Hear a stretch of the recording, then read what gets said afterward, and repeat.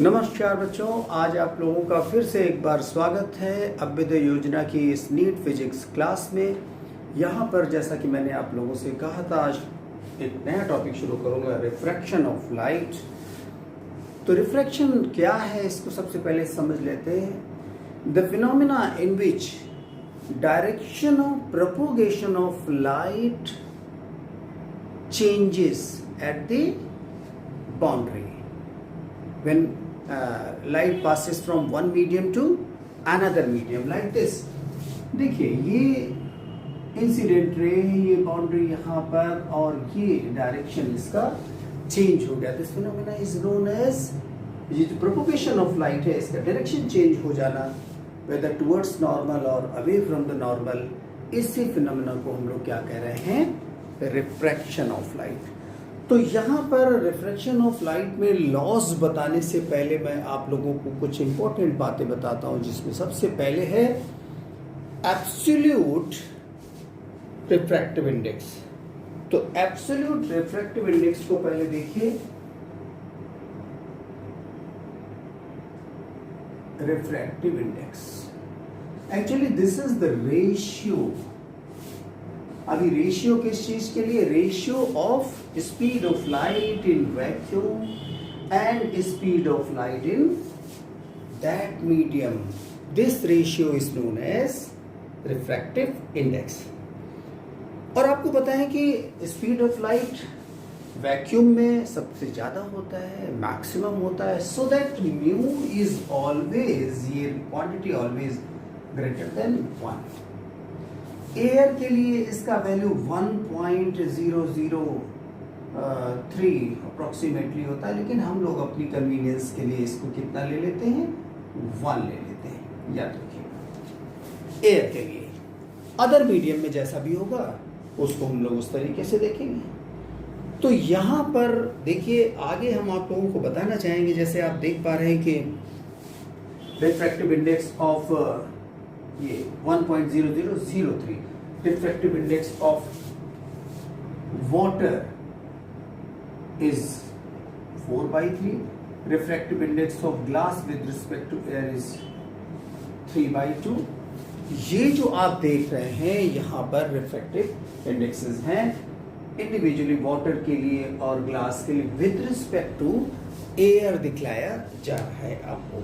तो हम आपको यहाँ पर ये भी बताना चाहेंगे कि इस प्रोसेस में, जबकि आप यहाँ पर देख रहे थे रेशियो था speed of light in vacuum, speed of light in that medium, तो इसमें याद रखिएगा फ्रीक्वेंसी लाइट का नहीं चेंज होता है। ये बहुत इंपॉर्टेंट बात है, ध्यान रखिएगा, फ्रीक्वेंसी चेंज नहीं होता है। तो यहाँ पर मैं आप लोगों को एक और बात बताने जा रहा हूँ, दैट इसी को हम लोग इन टर्म्स ऑफ और भी तरीके से दिखलाएंगे, लेमडा के टर्म्स में दिखलाएंगे, स्पीड के टर्म्स में दिखलाएंगे। तो ये आपने यहाँ पर रिफ्रैक्टिव इंडेक्स एब्सोल्यूट देख लिया। अब हम आपको बताना चाह रहे हैं रिलेटिव रिफ्रैक्टिव इंडेक्स। तो देखिए यहाँ पर रिलेटिव रिफ्रैक्टिव इंडेक्स की जब बात करेंगे तो एक मीडियम 1 है, दूसरा मीडियम सपोज 2 है, और हम refractive index of medium 2 with respect to 1 देखना चाह रहे हैं।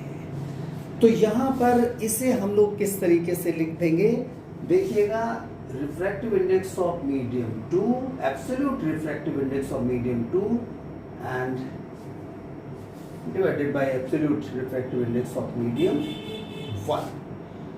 और आप जैसा कि जान रहे हैं, इसे यहाँ पर दिखला रहे हैं कितना, C/V2 and this one is C/V1, so that V1/V2, इसे इतना भी लिखेंगे। तो ये क्या है, ये speed of light in the first medium, ratio of speed of light in the first medium to the speed of light in the second medium. This is also known as, ये यहाँ पर रिलेटिव रिफ्रैक्टिव इंडेक्स है, मतलब एक medium का refractive index किसी दूसरे के रिस्पेक्ट में। और ये यहाँ पर आप एब्सोल्यूट देख रहे थे, या यहाँ पर जो मैंने वाटर और ग्लास का दिखलाया with respect to air. Air को हम अप्रोक्सीमेटली 1 भी लेते हैं, इसलिए उससे हम यहाँ पर कंपेयर कर रहे थे। तो एक तरह का कंपैरिजन है। अब हम आपको बताना चाहेंगे, जैसे मान लीजिए कि रिफ्रैक्टिव इंडेक्स ऑफ ग्लास है विद रिस्पेक्ट टू वाटर। तो देखिए ये जो रिलेटिव का मतलब ही तो ये refractive index of glass with respect to water. तो जाहिर सी बात है, इसे आप लिखेंगे रिफ्रैक्टिव इंडेक्स ऑफ ग्लास और रिफ्रैक्टिव इंडेक्स ऑफ वाटर। तो इसे देख रहे थे जब यहाँ पर ये वैल्यूज दिए हुए थे 4/3 and this one 3/2 and this one is 4/3। सो ये रेसिप्रोकेट होकर के 9/8 आपको मिल जा रहा। तो ये refractive index of glass with respect to water, that means relative refractive index, ये आपके सामने। अब हम आपको बताना चाह रहे हैं कि अगर यहाँ पर ये भी आप जानते हैं रिफ्रैक्टिव इंडेक्स ऑफ मीडियम 1, तो रिवर्सिबिलिटी लॉ आपने देखा था, लॉ ऑफ रिवर्सिबिलिटी। तो यहाँ पर इंटरचेंज अगर हो जाए refractive index of 1 with respect to 2, जैसे कि मान लीजिए कि रिफ्रैक्टिव इंडेक्स ऑफ आपको गिवन है water with respect to glass.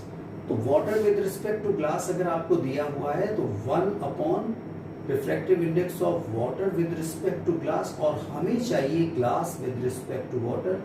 तो इस वैल्यू को यहाँ पर क्या कर देंगे, रेसिप्रोकेट कर देंगे। तो यहाँ पर ही मिल जाएगा 9/8, इंटरचेंज एक दूसरे से। तो यहाँ पर 1 कर देते हैं, रेसिप्रोकेट कर देते हैं। अब बच्चों यहाँ पर आपको बताना चाहूँगा कि मान लीजिए कि यहाँ पर रिफ्रैक्टिव इंडेक्सेस हम आपको देना चाह रहे हैं। देखिए इस तरह से भी इसे दिखलाएंगे, refractive index of medium 2 with respect to 1 into refractive index of medium 3 with respect to 2 and refractive index of medium 4 with respect to 3। तो इसे कैसे डिफाइन करेंगे, μ2 upon μ1 into μ3 upon μ2 into μ4 upon μ3। So that आप देख सकते हैं कि ये यहाँ पर कितना हो जाएगा, μ4 अपॉन μ1, विच मीन्स इसे आप क्या लिख सकते हैं, refractive index of medium 4 with respect to 1। तो इसी तरह से बहुत सारे अगर मीडियम हैं एक दूसरे से रिलेटेड हैं, air to water, water to glass, glass to air और एनी अदर, तो इस तरह से ये कैंसिलेशन होगी फर्स्ट और लास्ट के लिए बचता है, जिसे आप लोग यहाँ पर पहले भी कर चुके हैं। तो अब मैं बात आप लोगों से कर रहा हूँ जिसकी लॉज ऑफ रिफ्रैक्शन। नो, तो लॉज ऑफ रिफ्रैक्शन के लिए आपने पहला तो लॉ जाना ही हुआ है, दैट इंसिडेंट रे, रिफ्रैक्टेड रे एंड नॉर्मल से जाने वाला रे सीधा चला जाएगा। और ये यहाँ पर angle of incidence, angle of refraction, ये यहाँ पर मीडियम है, मीडियम 1 और मीडियम 2 के लिए 1 रे। तो यहाँ पर incident ray, normal and refracted ray all lie in the same plane. पहला तो ये हो गया। दूसरा, अब आप इसे नए तरीके से थोड़ा सा समझ लीजिए, और ऐसा ही हम लोग हमेशा यूज करेंगे, that product of refractive index and sine of angle made by ray with the normal. ध्यान दीजिए, ये यहां पर देख पा रहे हैं that product of refractive index means medium 1 के लिए and sine of angle made by ray with the normal, ये ऑलवेज क्या होगा, कांस्टेंट होगा। और अब ये दो मीडियम है तो इसके लिए यहाँ पर साइन आई, और इस वाले मीडियम के लिए यहाँ पर μ2 साइन आर, ये कांस्टेंट होता है। तो एक्चुअली ये हमारा क्या है, स्नेल्स लॉ के नाम से भी आप इसे जानते हैं, ठीक है। तो अब देखिए जरा सा कुछ बातें और आपको यहाँ पर रिफ्रैक्शन के बारे में बता दूं। जैसा कि हम देख रहे हैं कि एब्सोल्यूट रिफ्रैक्टिव इंडेक्स के लिए आप देख सकते हैं कि किसी भी मीडियम के लिए जितना यहाँ पर मीडियम डेंसर होगा उतना ही यहाँ पर रिफ्रैक्टिव इंडेक्स क्या होगा, उसके लिए ज़्यादा होगा, है ना। Inversely proportional to the speed of light होता है, देख लीजिए। तो स्पीड ऑफ लाइट के इन्वर्सली प्रोपोर्शनल है स्पीड ऑफ लाइट, उतना ही डेंसर मीडियम में कम हो जाएगी। तो यहाँ पर मैं आप लोगों को ये कहना चाहूँगा कि अगर μ1 क्या है, इफ देखिए μ1 इज लेस देन μ2, μ1 μ2 से छोटा है, तो जाहिर सी बात है कि यहां पर आप कह सकते हैं that I is greater than R, I is greater than R।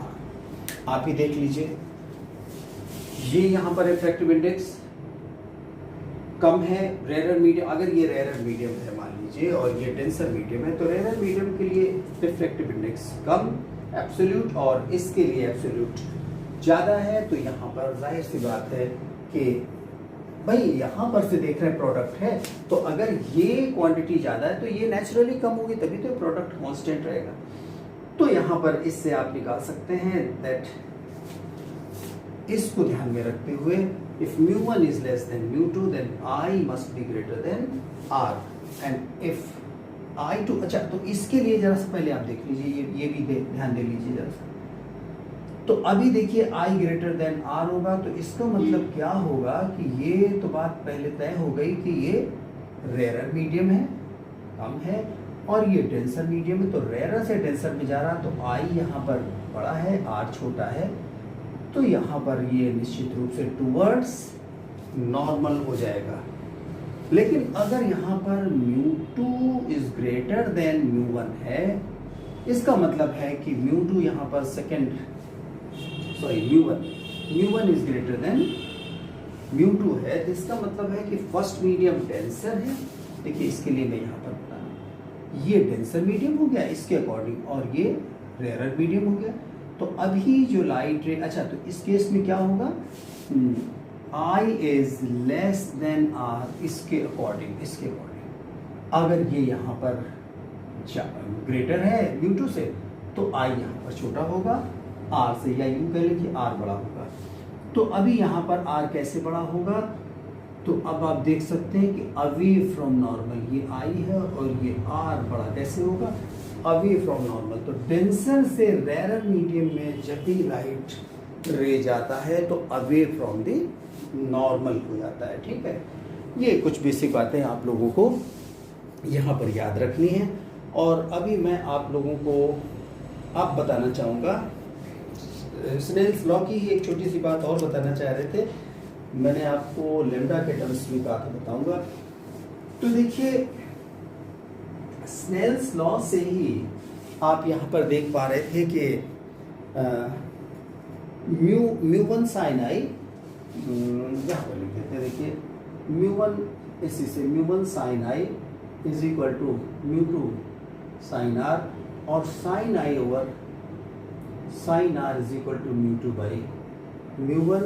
सो μ2 मैंने अभी बताया था c/v2, और ये c/v1 स्पीड ऑफ लाइट है v1 v2 मीडियम में, तो ये हो गया v1/v2। और आप जानते हैं कि v is equal to nu lambda, तो न्यू लेमडा 1, और ये फ्रीक्वेंसी तो बदलती नहीं ना, ये मैंने पहले ही बताया था। तो यहाँ पर ये लेमडा 1 लेमडा 2 और v1/v2, इसे भी हम लोग क्या कहेंगे, रिफ्रैक्टिव इंडेक्स, एक मीडियम का दूसरे के रिस्पेक्ट में, या मीडियम 2 का फर्स्ट के रिस्पेक्ट में, ये कह सकते हैं। ठीक है, इसको तो ऐसे ही लिखेंगे ना, तो ये चीज ध्यान रखिएगा जरा।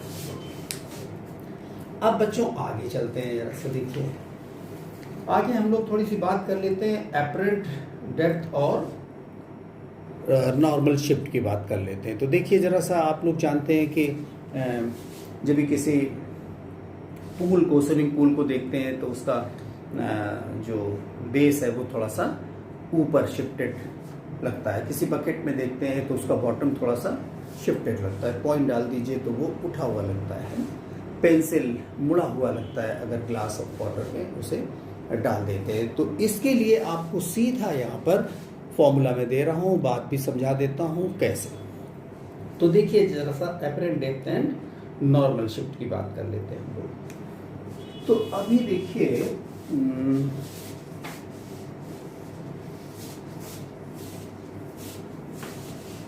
एपरेंट डेप्थ, अभी देखिए कोई कॉइन है और किसी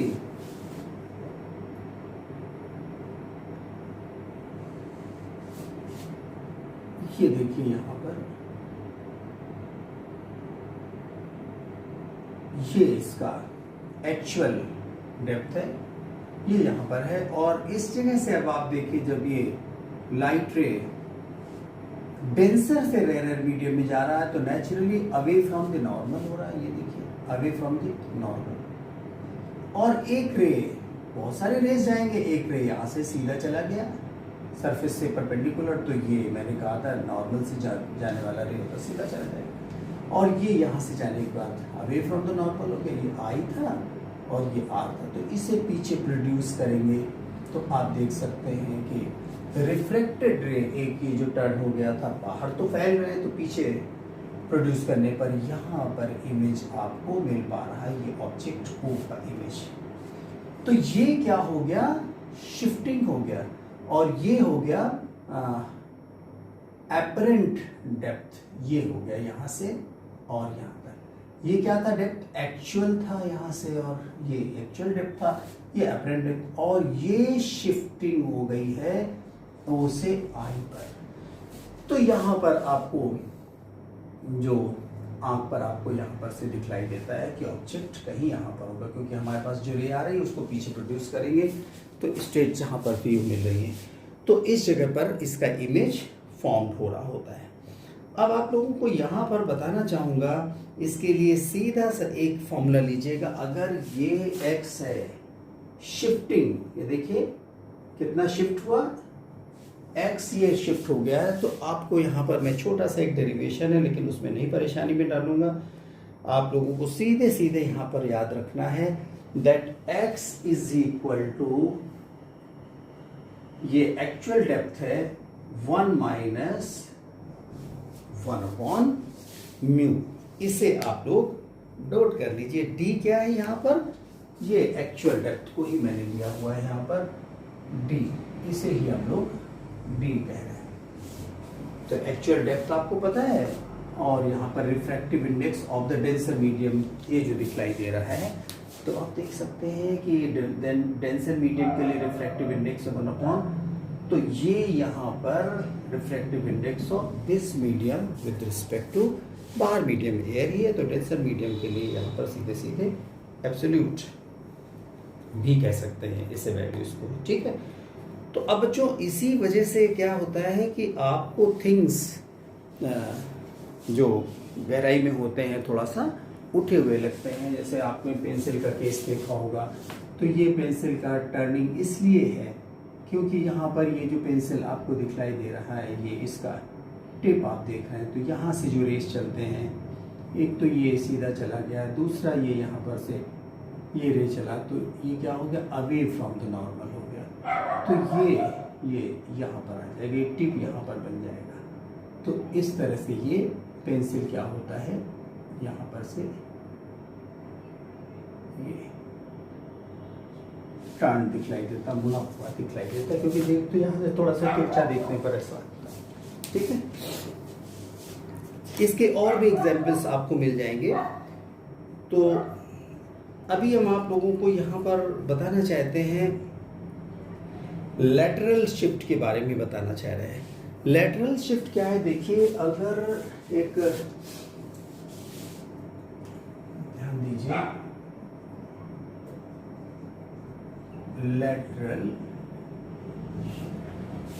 तो आप देखिए कि एक इंसिडेंट रे, ये सपोज ग्लास स्लैब है मान लेते हैं, ये देखिए, और ये इंसिडेंट रे इस तरह से जा रहा था, सॉरी ये दिस वन इंसिडेंट, तो रेयर से डेंसर है, ग्लास टुवर्ड्स नॉर्मल होगा।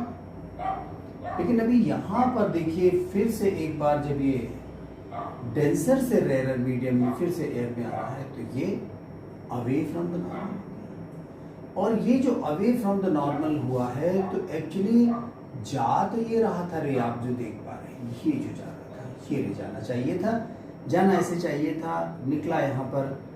तो इस तरह से देख सकते हैं कि ये जो डिस्टेंस है यहाँ से, यही यहाँ पर क्या है, इसका शिफ्टिंग हो गया है। तो ये जो लेटरल शिफ्ट आप देख पा रहे हैं, इसको हम लोग यहाँ पर डी, अगर मान लीजिए ये डिस्टेंस है तो यहाँ पर भी इसका प्रूविंग आपको करने की ज़रूरत नहीं है। ये एंगल आई है, ये आर है, और ये यहाँ पर आप देख पा रहे हैं आई माइनस आर एंगल है। तो इसके भी लिए आप लोग यहाँ पर सीधे सीधे नोट कर लीजिए that t upon cos r sine i minus are,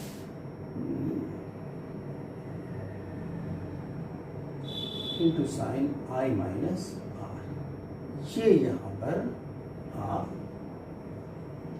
note कर लीजिए, क्योंकि सीधा क्वेश्चन आएगा इसी पर, तो आपको यहाँ पर ये पता होना चाहिए। कोई डाउट आपको नहीं होना चाहिए। अगर आप इसकी प्रूविंग भी चाहते हैं तो बहुत सिंपल सी है, हम आपको बताना चाहेंगे। देखिए यहाँ पर से ये चलिए ले लेते हैं ए ओ बी सी डी। चलिए, तो ये यहाँ पर देखिए राइट ट्रायंगल यहाँ पर मिल रहा है, तो साइन आई माइनस आर लेते हैं आप, तो क्या लेते हैं sine i minus r perpendicular this, ये देख रहे हैं सी डी अपॉन इसको लेते हैं आप, ये जो यहाँ पर देख पा रहे हैं क्या सी डी को आपने कितना लिया हुआ, डी स्मॉल डी से आपने दिखलाया हुआ, ये देखिए, तो डी अपॉन ओ सी ले लेते हैं, डी अपॉन ओ सी ले लेते हैं, और डी इज इक्वल टू क्या हो जाता है, ओ सी साइन आई माइनस आर। अभी ओ सी को इस राइट ट्रायंगल में से निकालिए, इस ओ सी ये जो देख पा रहे हैं, तो आप यहां पर इसको क्या देंगे, ये जो आप देख पा रहे हैं, देखिए इसको हम लिख सकते थे कितना, टी यहां पर थिकनेस है अगर, तो t upon O C is cos r, तो O C is equal to क्या हो जाता है, t upon cos r sine i minus r. यही यहां पर लेटरल शिफ्टिंग हो जाती है। इसको भी आप लोग नोट कर लीजिए, छोटी सी बात थी, मैंने कहा चलो भूल ही देते हैं, बता ही देते हैं।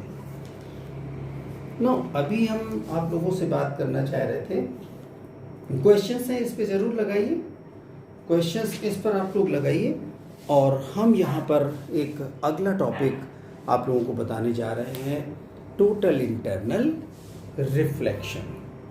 तो देखिए इसे भी आपको मैं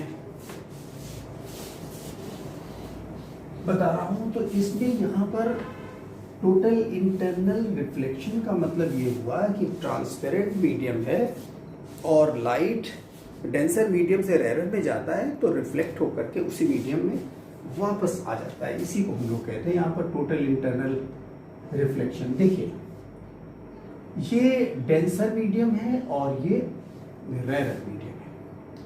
अभी यहाँ पर क्या हो रहा है, नॉर्मल, और ये इंसिडेंट रे गया डेंसर से रेयर, तो क्या हो जाएगा, अवे फ्रॉम द नॉर्मल चला जाएगा, मीन्स ये I1 कह लीजिए और ये R सपोज। चलिए I को थोड़ा सा और बढ़ा दिया, अभी इतना I को हमने बढ़ा दिया है, इतना कुछ कर दिया I को बढ़ा करके कि ये जो रिफ्रैक्टेड रे है और थोड़ा सा हट गया और किधर आ गया, उसी सरफेस पर आ गया, मीन्स ये R है इस समय पर कितना हो गया, 90 डिग्री हो गया। तो ऐसे में ये जो एंगल ऑफ इंसिडेंस है, इसका एक नया नाम हम IC दे रहे हैं। अभी यही जो IC है ये कहलाएगा क्रिटिकल एंगल। तो ध्यान दीजिए जरा सा, क्रिटिकल एंगल पर पहले बात थोड़ी सी कर ले। When the light ray goes from denser to rarer medium, पहली कंडीशन ये मस्ट है, denser to rarer medium, and the angle of incidence, this angle of incidence is known as critical angle, for which angle of refraction is 90 degree. तो भैया जब 90 degree angle of refraction हो जाएगा, ऐसे में जो इंसिडेंस एंगल रहा होगा उसी को हम लोग क्या कह देंगे, क्रिटिकल एंगल। क्रिटिकल एंगल इसी को नाम देंगे। अब चलिए थोड़ा सा आगे चलते हैं और थोड़ा सा बढ़ा लें। क्रिटिकल एंगल को हमने यहां पर क्या कर दिया, मैंने एंगल ऑफ इंसिडेंस को मैंने और बढ़ा दिया और इसका नया नाम I2 हो गया। लेकिन शर्त यह है कि I2 is greater than IC। I2 is greater than IC। थोड़ा सा और बढ़ा दिया, इससे और बढ़ गया तो क्या होगा, 90 तक तो ये हट ही चुका था, अब की बार ये इसी मीडियम में वापस आ जाएगा। एंगल ऑफ रिफ्रैक्शन अब ये दूर बढ़ रहा था पहली बार में, फिर आई आपने और बढ़ाया तो 90 हो गया, फिर आई और बढ़ाएंगे तो 90 से ज्यादा हो जाएगा वो, तो ये इसी मीडियम में वापस आ जाएगा। तो ये यहां पर रिफ्लेक्शन हो गया। तो रिफ्लेक्शन क्या है, when the light ray goes from denser to rarer medium and the angle of incidence is greater than the critical angle, then light ray comes back in the same medium, उसी medium में वापस आ जाता है। This phenomena is known as total internal reflection। Reflection हो गया ना, total internal reflection। ये आप जरा सा ध्यान दे लीजिए आप लोग कि अगर मान लीजिए इस जगह पर एक आपने छोटी सी बात कर रखी होगी, फिर भी हम आपको बता दें, तो चलिए जरा सा इस बात के लिए थोड़ा सा ध्यान दे लीजिए आप।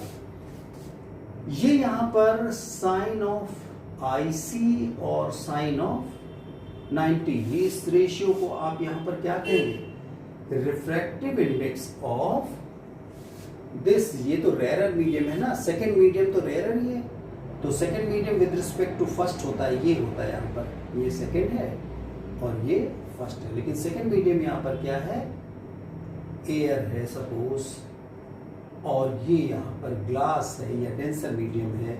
फर्स्ट मीडियम डेंसर है, मैंने पहले ही कहा। साइन ऑफ IC साइन 90 तो 1 होता है, और ये यहाँ पर अगर लिख दिया जाए 1/G of a denser medium with respect to rare, या इसको रेयर कह लो और इसको कह लो डेंसर मीडियम। तो अभी रेसिप्रोकेट कर दिया तो ये डेंसर इधर आ गया, रेयर इधर आ गया, साइन ऑफ IC। और अब आप इसे कह सकते हैं refractive index of denser medium with respect to rare 1 is nothing but 1/sin IC। That is, अगर क्रिटिकल एंगल दिया हो तो sine of critical angle reciprocate कर दीजिएगा, तो डेंसर मीडियम के लिए रिफ्रैक्टिव इंडेक्स आपको मिल जाएगा। ठीक है, अब आपको हम बताना चाहेंगे कि यहाँ पर टोटल इंटरनल रिफ्लेक्शन के कुछ एग्जाम्पल्स हैं जिनको आप लोग सुनिए हमसे। देखिए, कभी आप ध्यान दीजिए, डायमंड में ऐसी क्या बात होती है कि इतना शाइन कर जाता है। ठीक है, तो बच्चों हम आपको बताना चाहेंगे डायमंड के लिए उसका एंगल, या यूं कह लीजिए कि 2.5 उसका रिफ्रैक्टिव इंडेक्स होता है, और 2.5 रिफ्रैक्टिव इंडेक्स है, तो एंगल इसका जो क्रिटिकल एंगल है वो कितना होता है, 24 डिग्री। इसके अकॉर्डिंग निकालेंगे तो क्रिटिकल एंगल कितना होगा, 24 होगा, है ना। ये इसी से आप निकाल सकते हैं। ठीक है, तो आगे देखिए, यहाँ पर इसमें खास बात क्या होती डायमंड में, उसकी कटिंग। भाई देखिए, क्रिटिकल एंगल जितना छोटा होगा उतना, ये क्रिटिकल एंगल किसी भी चीज का जितना छोटा होगा तो उसके बाद की सारी लाइट रिफ्लेक्ट कर जाएगी। क्रिटिकल एंगल तक की लाइट तो उस मीडियम में वापस नहीं आती, लेकिन उसके बाद की रेज सारी के सारे रिफ्लेक्ट कर जाएंगे। सिंपल कांच के लिए एंगल कितना होता है, क्रिटिकल एंगल 41 डिग्री, अप्रोक्सीमेटली 41 42 भी कह देते हैं। 41 डिग्री। तो यहाँ पर इसके बाद वाली लाइट जितनी होगी कांच में वो रिफ्लेक्ट करेगी, लेकिन डायमंड के लिए 24 डिग्री के बाद की सारी लाइट वापस आ जाएगी। अब उसकी तराश ऐसी की जाती है कि जो लाइट उसमें एक तरफ से एंटर कर जाती, वो जैसे ही अंदर डेंसर से बाहर रेयरर में निकलना चाहती है तो क्रिटिकल एंगल उसका कम होता है, तो वो तराश भी ऐसी बनाएगी कि वो रिफ्लेक्ट कर जाती है। तो मल्टीपल रिफ्लेक्शन बार बार वो सरफेस से टकराती, निकल नहीं पाती है, और जब किसी एक तरफ से निकल पाती है तो वो सारी की सारी लाइट जो उसमें एंटर की थी एक साथ वो चमक दिखलाती है। आपको ये भी एग्जाम्पल आपने पढ़ा होगा कि रेगिस्तान में पानी का एहसास होता है, मिराज जिसको बोल देते हैं, उसमें भी क्या होता है, एक्चुअली सैंड के पास का एयर क्या होता है, हॉट होता है, तो मीडियम क्या हो गया, रेयरर हो गया। अब जैसे मान लीजिए कोई ट्री है, कोई ऐसा टाइप का चीज़ है या क्लाउड है, वहाँ से जो रेस चल करके आएंगे तो वो क्या है, नीचे तो मीडियम क्या है, रेयरर है सैंड के पास में, और ऊपर के मीडियम डेंसर, तो डेंसर से रेयरर में आते तो बहुत जल्दी जल्दी जल्दी जल्दी उसका अवे फ्रॉम द नॉर्मल होते जाते हैं, और क्रिटिकल एंगल जैसे ही क्रिटिकल एंगल से ज़्यादा होता है तो वापस उसी मीडियम में, तो बहुत जल्दी यहाँ पर से ये देख रहे हैं आप, ये मैं आपको जरा सा बस हिंट दे रहा हूँ क्योंकि आपने तो ये पढ़ा हुआ है। तो ये यहाँ पर जो देख रहे हैं लेयर्स हैं, तो ये अवे फ्रॉम द नॉर्मल होता जाता है, और जैसे ही ये क्रिटिकल एंगल से ज़्यादा होता है तो अब ये क्या हो जाता है, रिफ्लेक्ट हो जाता है बहुत जल्दी रिफ्लेक्ट। और अब ये क्या होता है, रिफ्लेक्ट होने के बाद में रेयर टू डेंसर जाने लग जाता है, तो बहुत जल्दी जल्दी टर्निंग इसकी टुवर्ड्स नॉर्मल होने लगती है। तो आप यहाँ पर कहीं पर होते हैं तो आपको ऐसा लगता है कि ये रे यहाँ से आते हुए दिखलाई दे रही है, इस तरह से ये यहाँ पर से आते हुए दिखलाई दे रही, तो आपको ऐसा एहसास होता है। तो यहाँ पर बस इतनी बात है, खास बात मिराज के केस में क्या है कि नीचे की लेयर्स हॉट होती हैं, सैंड एब्जॉर्ब कर लेता है हीट को दिन में, और ऊपर के लेयर्स क्या होते हैं, डेंसर मीडियम होता है, तो डेंसर से रेयर में जाता है, बहुत जल्दी जल्दी इसका अवे फ्रॉम द नॉर्मल होता जाता है और टोटल इंटरनल रिफ्लेक्शन हो जाता है। तो ये फिर से यहाँ पर अब क्या होता है, रेयर से डेंसर टुवर्ड्स नॉर्मल आता है, जल्दी से आँख पर पड़ता है और पीछे से आपको दिखाई देता है रे आ रहा कहीं से, तो इसका परछाई जैसा मिलता है आपको। ट्विंकलिंग ऑफ स्टार्स भी एक यही एग्जाम्पल है। जो लाइट रे हमारी आँख पर पड़ रहे हैं तो बहुत से मीडियम जो बीच में एयर के हैं, तो कहीं पर हॉट मीडियम है, कहीं पर कोल्ड है, तो जो रे हमारी आँख पर इमेज बना रहा है उसकी, तो वो बहुत जल्दी जल्दी बनता है, इमेज नहीं बन पाता है, बनता है नहीं बन पाता। मीडियम में हॉट एयर और ये बहता रहता है, बहुत जल्दी जल्दी चेंज होता है, इसीलिए वो जलता बुझता हुआ नज़र आता है कि इमेज बना नहीं बना, बना नहीं बना, तो ट्विंकलिंग ऑफ स्टार से आपको दिखाई देता है। तो इसके और भी एग्जाम्पल्स आप लोगों को मिल जाएंगे। अब हम आपको बताना चाहेंगे एक छोटा सा ये भी एग्जाम्पल देख लीजिए कि अगर मान लीजिए ये प्रिज्म का केस है, मैं आपको बता रहा हूं, और ये यहां पर पहले इसको ले लीजिए, ये यहां पर 45 डिग्री, ये यहां पर है 45 डिग्री, तो जाहिर सी बात है 90 यूनिट है, और ये इंसिडेंट रे इस तरफ से आया, तो ये तो नॉर्मल से सीधा अंदर चला गया, लेकिन यहां पर जब पड़ा आकर के, तो इस सरफेस का नॉर्मल ये है, ये 45 है, ये भी 45 होगा, तो ये भी 45 होगा।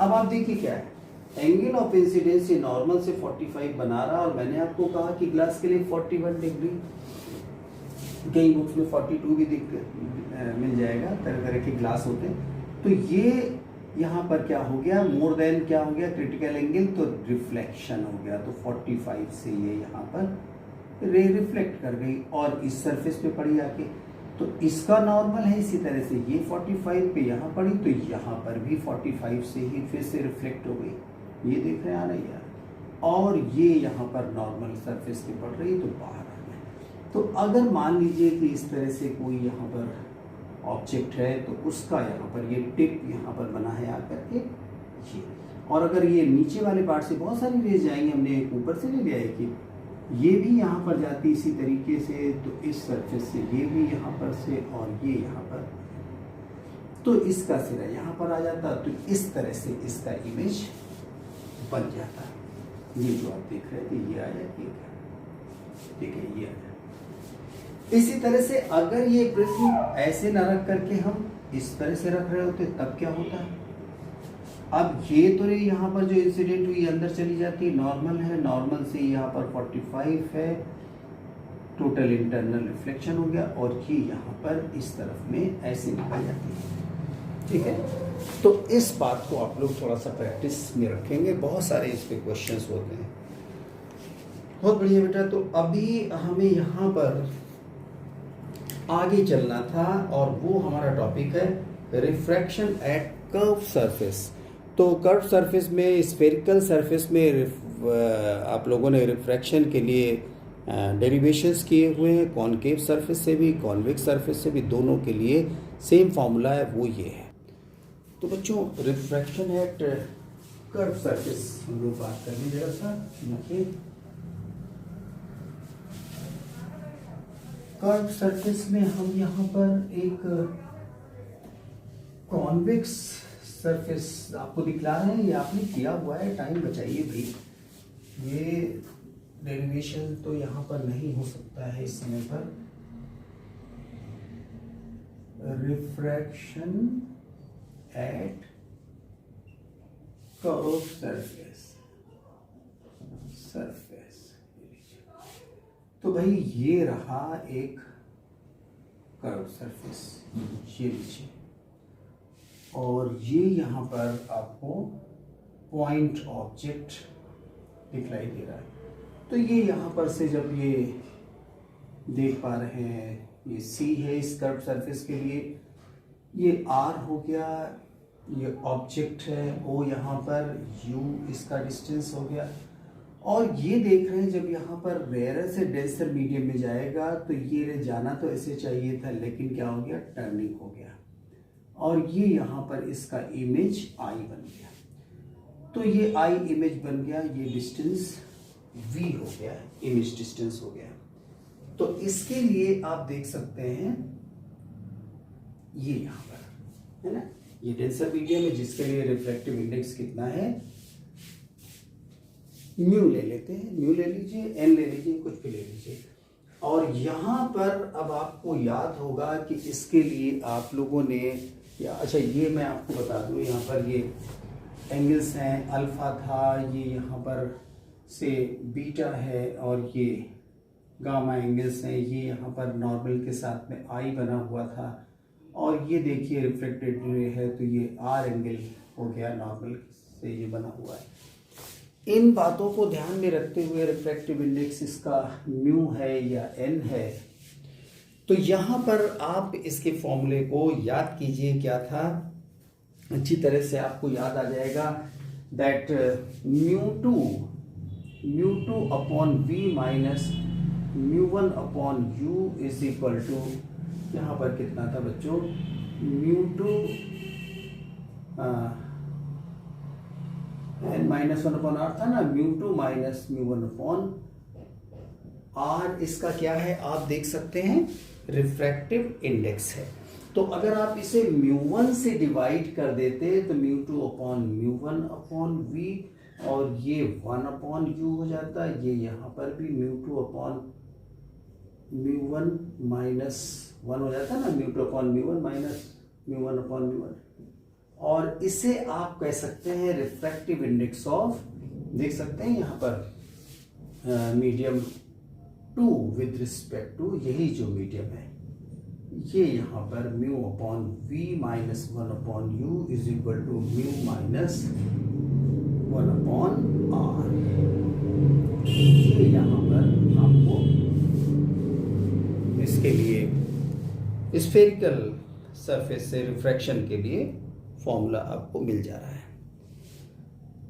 तो चलिए आगे हम आप लोगों को इसमें बताना चाहेंगे, ये यहाँ पर एंगल्स, इसके कुछ भी ले लीजिए एंगल्स, यहाँ पर इसकी चलिए बीटा ले लीजिएगा, ले लीजिए जैसा, ठीक है। तो इस पर आप लोगों को ध्यान रखना है ये क्या था, रिफ्रैक्शन एट कर्व सरफेस, इस पर क्वेश्चंस आते हैं। और देखिए अब आप लोगों को साइन कन्वेंशन के बारे में बताना चाहेंगे। वही बात रहेगी कि राइट के सारे डिस्टेंसेस पॉजिटिव, लेफ्ट के नेगेटिव, जो बात आपसे चल रही थी। Okay, now focal length of ये स्फेरिकल सरफेस के लिए हम लोग फोकल लेंथ की बात करना चाहते हैं। तो फोकल लेंथ के बारे में इतना समझिए बच्चों, ये जो आपको फर्स्ट फोकस और सेकंड फोकस है, इस पर हम बात करेंगे। तो देखिए जब भी स्फेरिकल सरफेस के लिए, ये सपोज कीजिए, देखिए पॉइंट ऑब्जेक्ट, और इससे जाने वाले रेज क्या हो जाते हैं, पैरेलल हो जाते हैं। यहां से देख रहे हैं, ये रेज जाकर के क्या हो गए, पैरेलल हो गए। और इसी को यहां पर क्या कहेंगे, फर्स्ट फोकस कहेंगे। अच्छी तरह से याद रखिएगा, फर्स्ट फोकस। तो फर्स्ट फोकस के लिए आप लोग क्या ध्यान रखेंगे कि ये यहां पर रेज पॉइंट से चल करके और ये पैरेलल हो जा रहे हैं ना। तो point on the axis where the object should be placed so that the image is formed at infinity। तो इमेज यहां पर जब ये पैरेलल हो जाएंगे रेस, तो इमेज कहां पर जाकर बनेगी, इन्फिनिटी पर जब रेस मिलेंगे जाकर के, या मिलते हुए प्रतीत हो रहा है। तो ऐसे में इसे, ये जो पॉइंट जहां से रेस चले थे और इन्फिनिटी पर जाकर के इमेज बन रही है, इसी को हम लोग क्या कह देंगे, फर्स्ट फोकस कह देंगे। लेकिन यहां पर अगर हम सेकेंड फोकस की बात करेंगे, तो सेकेंड फोकस में जस्ट उल्टा होगा, पैरेलल आने वाले रेज कहां पर, एक पॉइंट पर मिल रहे हैं, जिसे हम लोग यहां पर सेकेंड फोकस के नाम से जान रहे हैं। तो ये देख रहे हैं कि अगर मान लीजिए रेज, ये सारे के सारे रेज जितने भी हैं, इसमें भी बहुत सारे रेज इसी तरीके से चल रहे थे, ये पैरेलल हो जा रहे थे। तो ये पैरेलल आने वाले रेज जितने भी हैं, ये क्या हो रहे हैं, एक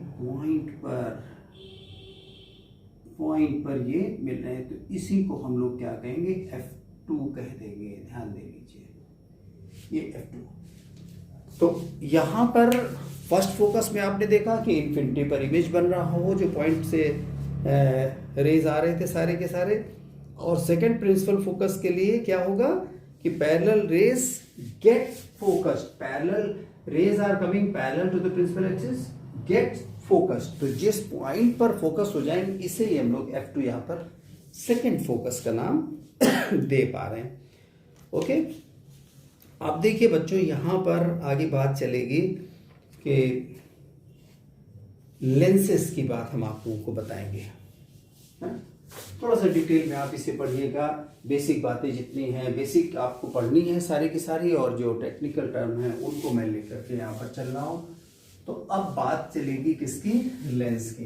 लेंस के टाइप्स आप लोग जानते हैं, लेंस के टाइप्स आप लोग जानते हैं। प्लेनो कॉन्वेक्स होते हैं और बाई कॉन्वेक्स होते हैं, कॉनकेवो कॉन्वेक्स होता है, इसी तरीके से प्लेनो कॉनकेव भी होते हैं। हम यहाँ पर जिसकी बात करेंगे तो वो यहाँ पर डबल कॉन्वेक्स की बात करेंगे और डबल कॉनकेव की बात करेंगे। दोनों तरफ से कॉन्वेक्स और दोनों तरफ से कॉनकेव सरफेस की बात करने जा रहे हैं। तो लेंस के टाइप्स देख लीजिएगा। अभी यहाँ पर देखिए, ये जो आपको लेंस दिखलाई दे रहा है, दोनों तरफ से इसके सरफेस कैसे हैं, कॉन्वेक्स, और ये यहां पर कॉनकेव दिखाई दे रहा है। ठीक है, अच्छा जी। तो इसमें भी हम लोग यहां पर कुछ डेरिवेशंस हैं उनको देखेंगे, लेकिन सबसे पहले वही बात है, प्रिंसिपल फोकस जो मैंने आपको बताया उसको आप लोग ध्यान रखेंगे कि वही पॉइंट से चलने वाले रेज और पैरेलल हो जा रहे हैं, इनको हम लोग यहाँ पर प्रिंसिपल फोकस के नाम से जानेंगे। और ये भी आप लोग ध्यान रखिएगा कि इस केस में तो देख रहे हैं कि ये यहाँ पर जो रेज आ रहे हैं, ये तो चलिए पैरेलल हुए जा रहे हैं, ठीक है। लेकिन इस केस में यहाँ पर भी वही बात है कि ये जो रे पैरेलल निकल रहे हैं, तो जाहिर सी बात है ऐसा लग रहा है कि इस तरह से आ रहे होंगे और एक पॉइंट पर मिलते हुए प्रतीत हो रहे हैं, देख रहे हैं। तो दोनों ही केसेस में आप देख सकते हैं कि ये इसका प्रिंसिपल फोकस दिखलाई दे रहा है। ये F1 मैंने जो दिखलाया प्रिंसिपल फोकस, और इसमें कॉनकेव के केस में F1, इधर भी आपको प्रिंसिपल फोकस दिखलाई दे रहा है। रेज के डायरेक्शन को ध्यान में रखिए, है ना। और अगर बात होती यहाँ पर किसके लिए, देखिए अभी आप लोगों को यहाँ पर हमने प्रिंसिपल फोकस के बारे में बता दिया। तो इस जगह पर देखिए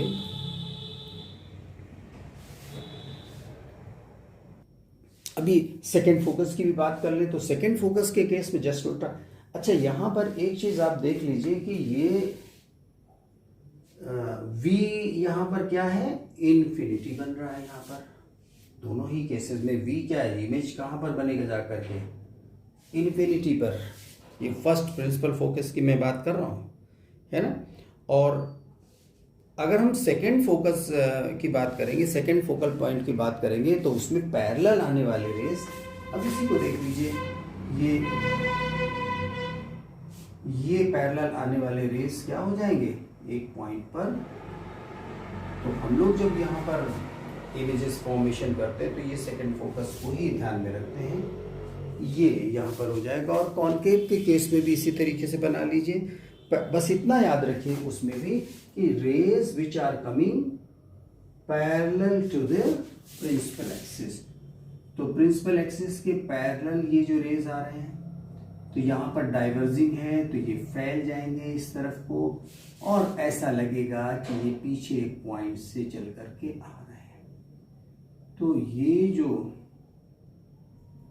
ये पॉइंट है F2, ये पॉइंट है F2, पैरेलल आते हैं तो यहाँ पर एक फोकस्ड हो रहे हैं इस पे, और इसमें लग रहा है कि एक पॉइंट से चल के आ रहे हैं।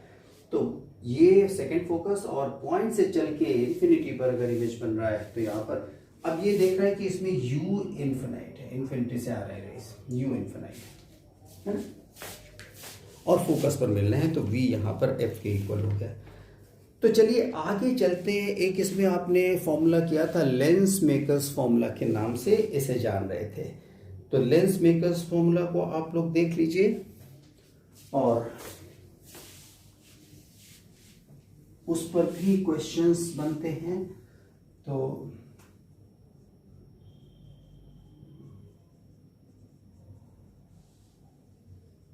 मेकर्स फॉर्मूला ये, अभी यहाँ पर कॉन्वेक्स लेंस के लिए हम लोग अगर बात कर रहे हैं तो देखिए जरा सा, इसको यहाँ पर एक छोटा सा डेरिवेशन था इसके भी लिए अगर आप ध्यान दें।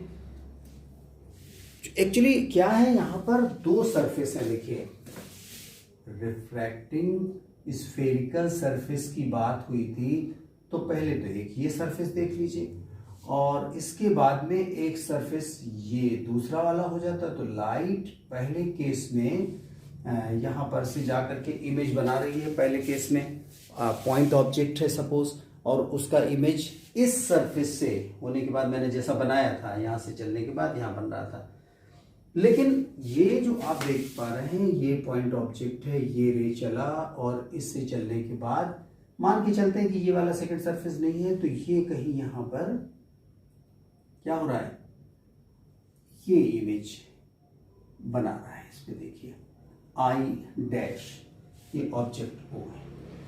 लेकिन अभी यहाँ पर सेकंड सरफेस पड़ जाएगा, तो उसमें क्या हो जाएगा, डेंसर से rarer away from the normal, इसका नॉर्मल इधर में है, तो और एक बार टर्निंग हो जाएगी, तो ये यहाँ पर फाइनल इमेज बना देगा।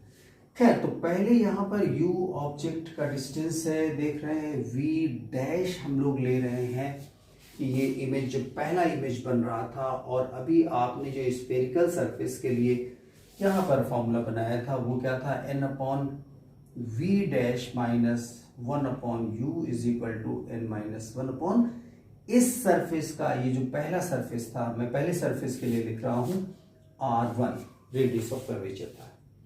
लेकिन ध्यान दीजिए, जब ये रे डेंस, ये तो रेरर से डेंसर में जा रहा था, रिफ्रैक्टिव इंडेक्स यहाँ पर डेंसर मीडियम का रखा, अभी डेंसर से रेरर भी जा रहा है, और ये इमेज पहला जो बन रहा था इसके लिए ऑब्जेक्ट का काम कर जाएगा।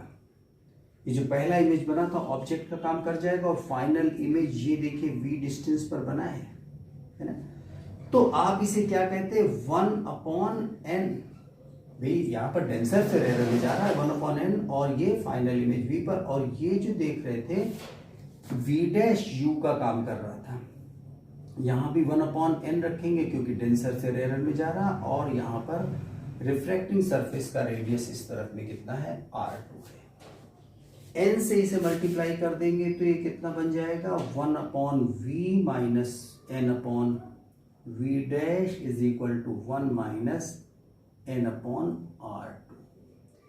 यहां पर देखिए n अगर माइनस कॉमन ले ले तो क्या बन जा रहा है, 1/v minus n/v' minus common ले रहे हैं, रीजन अभी आपको समझ में आ रहा है ये। और इन दोनों ही इक्वेशंस को क्या करते हैं, ऐड करते हैं। तो ऑन एडिंग दिस टू ये पोर्शन देखिए कैंसिल हो जाएगा, मिलेगा क्या, 1/v minus 1/v minus 1/u, ये मिला 1/v यहां से मिला, और इस जगह से n-1 अब आप कॉमन ले लेंगे, इसीलिए मैंने माइनस उधर कॉमन लिया था। तो ये बच रहा है 1/r1 माइनस 1/r2। आप ध्यान दीजिए जो मैंने यहाँ पर छोटा सा, चलिए डेरिवेशन भी बताना नहीं था, लेकिन मैंने इसलिए आपको बता दिया कि थोड़ा बात आपको समझ में आ जाए, ठीक है। तो अब आप लोगों को मैं ये बताना चाहूंगा कि अगर मान लीजिए ऑब्जेक्ट इन्फिनिटी पर हो, जरा सा इसको ध्यान दीजिए, ऑब्जेक्ट किधर अभी मैंने बनाया भी था, यहाँ पर इन्फिनिटी पे हो, तो इमेज कहाँ पर बनेगी, मतलब पैरेलल आ रहे हैं रेज इनफिनाइट से, और कहाँ पर फोकस्ड हो रहे थे, सेकेंड फोकस के केस में मैं जो बता रहा था तो फोकस पर बन रहे थे। तो v क्या था भाई, ये जो मैं भी आपको बता रहा था, अगर यहाँ पर देखिए पैरेलल आने वाले रेस तो u क्या हो गया, यहाँ पर इनफाइनाइट हो गया, और ये जो फोकस्ड हो रहे हैं इस पॉइंट पर, तो यही v हो गया और यही f है जहां पर फोकस हो रहे हैं। तो इसी में अगर ये सब्स्टिट्यूट कर दे, जरा सा ध्यान दे लीजिए, तो 1/f माइनस 1/infinity, v क्या है, f के इक्वल हो रहा है, और ये यहाँ पर n-1 1/r1 minus 1/r2, 1/infinity 0, that is 1/f is equal to, यही तो लेंस मेकर्स फॉर्मूला है, यही यहाँ पर लेंस मेकर्स फॉर्मूला है। ध्यान दे लीजिए अच्छे से, बिल्कुल कोई डाउट आपको नहीं होना चाहिए, ओके। तो अब आपको यहाँ पर हम छोटी सी बात बताना चाहेंगे कि अगर इस वैल्यू को जो यहाँ पर बनी है, या ये कह लें कि इसका नाम हम लोग दे लेते हैं, देखिए इसका नाम अगर हम इक्वेशन नंबर 3 एंड इसका नाम इक्वेशन नंबर 4, तो comparing 3 and equation 4 what we get, 1/v minus 1/u is equal to 1/f। तो ये रिलेशन है between u, v and f। याद कीजिए मिरर में यहाँ पर पॉजिटिव था, लेकिन यहाँ पर 1/v minus 1/u is equal to 1/f आपको दिखाई दे रहा है। इसको अच्छे से देख लीजिए। और अब एक बात छोटी सी जो थी मैग्निफिकेशन की थी, तो मैग्निफिकेशन में आप लोग यहाँ पर, ये थोड़ा सा मैं जल्दी बता रहा हूँ, आपके पास तो वीडियो है, पॉज करके कोई भी बात अच्छे से समझ सकते हैं, लेकिन टाइम को देखते हुए ये काम इतना ही तेज करना पड़ेगा। मैग्निफिकेशन m है, आप जानते हैं, it is the ratio of height of image to the height of object, है ना, height of image to the height of object. और इसके केस में हम आपको बताएं HI/HO, और इसे ही आप लोग जानते, देखिए उसमें तो मिरर में -v/u था, लेकिन यहां पर क्या होगा, v/u। इसका भी वही जो वैल्यूज निकालेंगे, एक छोटा सा इमेज फॉर्मेशन जो है कॉन्वेक्स से या कॉनकेव से, उसके लिए यहाँ पर दो ट्रायंगल्स से कंपेयर करके जब बनाते हैं तो ये बात आपको ये मिल जा रहा है। I upon O is equal to H I upon H, H O is equal to V upon U होता है इसमें, ठीक है, ध्यान दे लीजिए मैग्निफिकेशन।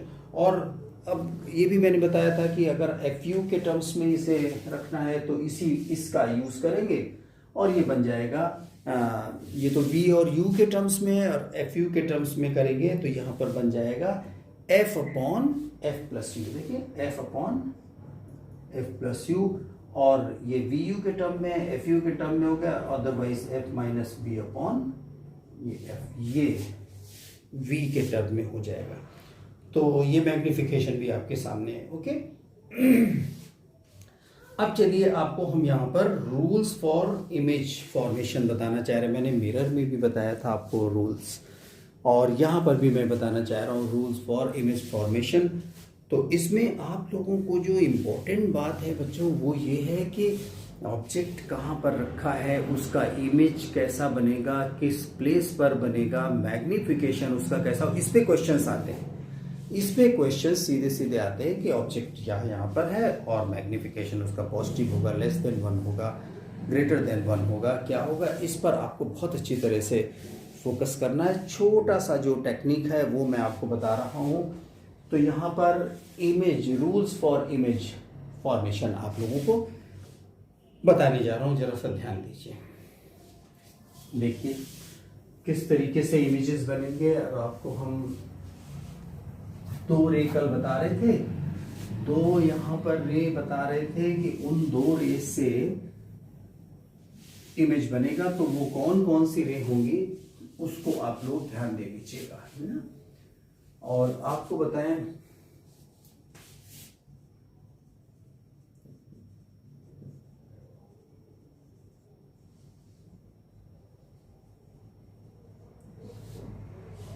तो एक तो बात आप लोग ये याद रखिएगा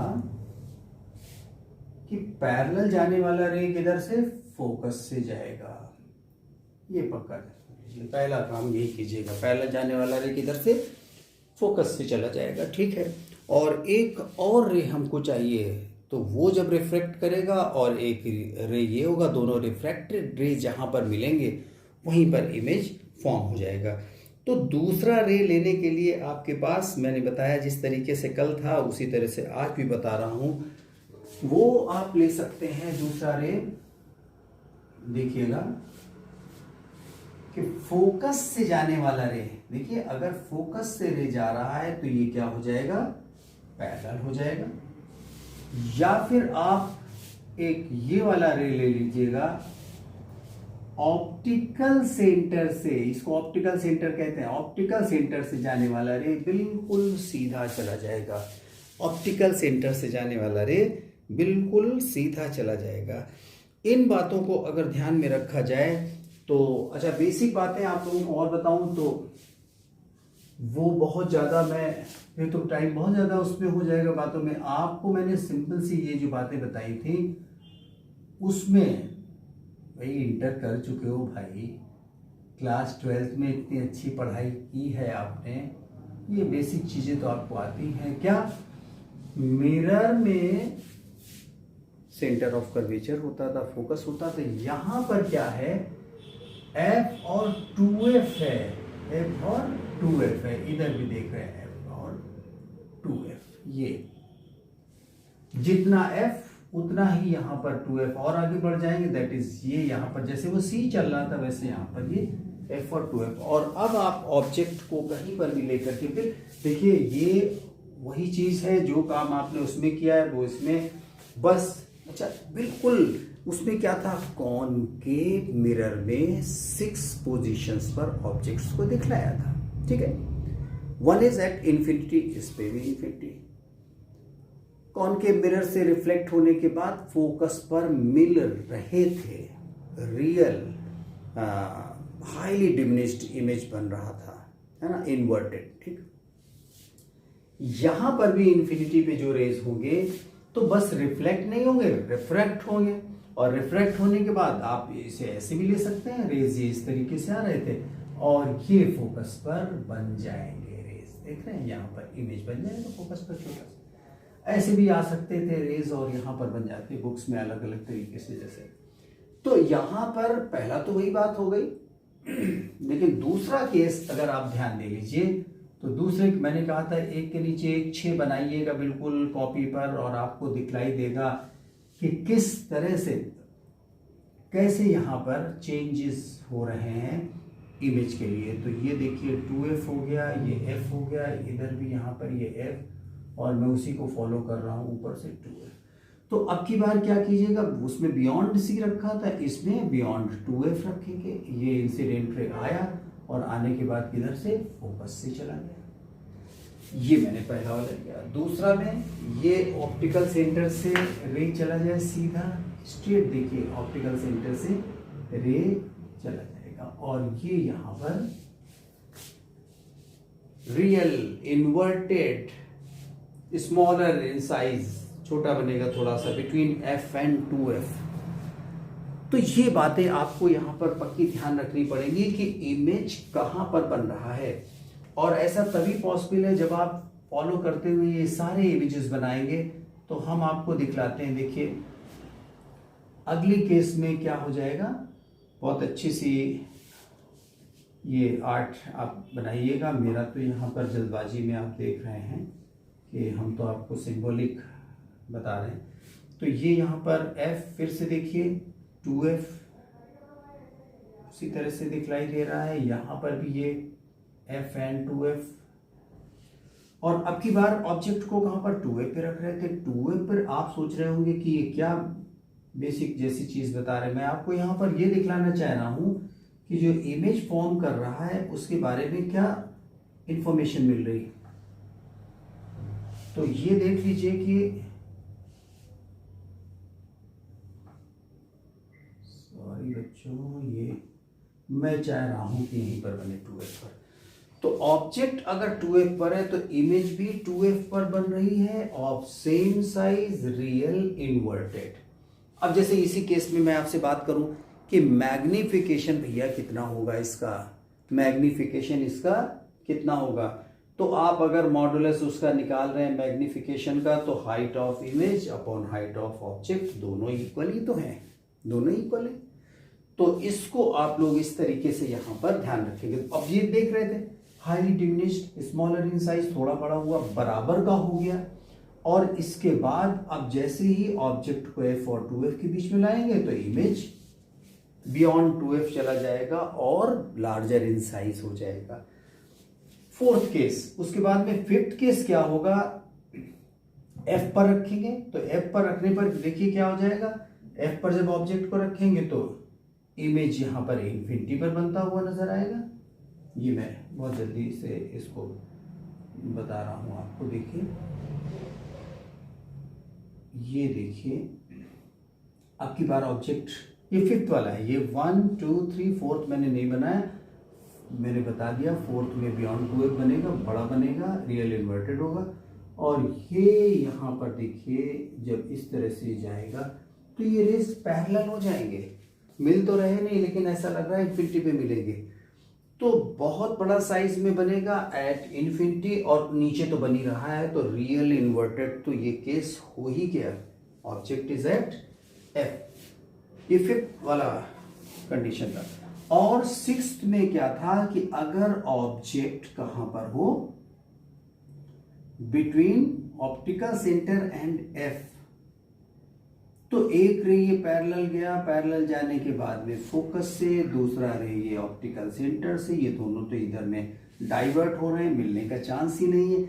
लेकिन अगर ये पीछे की तरफ में प्रोड्यूस किए जाएं तो ऐसा लग रहा है कि ये यहाँ पर मिल रहे हैं।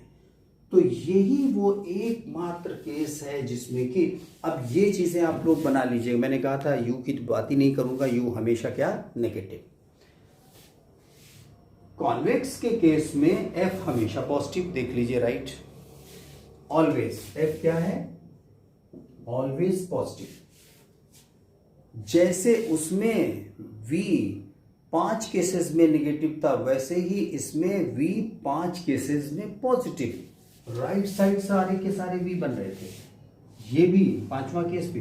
लेकिन एकमात्र ये 6th वन जो केस है इसमें देख रहे हैं कि V नेगेटिव है। साइन के मामले में कॉनकेव से जस्ट उल्टा, सारे केसेस वही, 6 केसेस, उसमें 6 cases concave mirror and convex lens. तो यहाँ पर 6 केसेस उसमें, 6 केसेस इसमें हैं। उसमें सब में U की तो मैंने बताया ना, बात ही नहीं करता। F नेगेटिव था, V भी नेगेटिव था 5 केसेस में। इसमें F पॉजिटिव है, V भी पॉजिटिव है 5 केसेस में। उसमें V एक केस में पॉजिटिव था, इसमें V एक केस में नेगेटिव है। और ये वो केस है, ध्यान दीजिए, सिंपल माइक्रोस्कोप जिसको कह देते हैं मैग्नीफाइंग लेंस। मैग्नीफाइंग लेंस को क्या करते हैं, जब किसी ऑब्जेक्ट के सामने रखते हैं, बुक को आप देखिए पढ़िए तो बड़े बड़े अक्षर बन जाते हैं, बिल्कुल इमेज बड़ी बड़ी।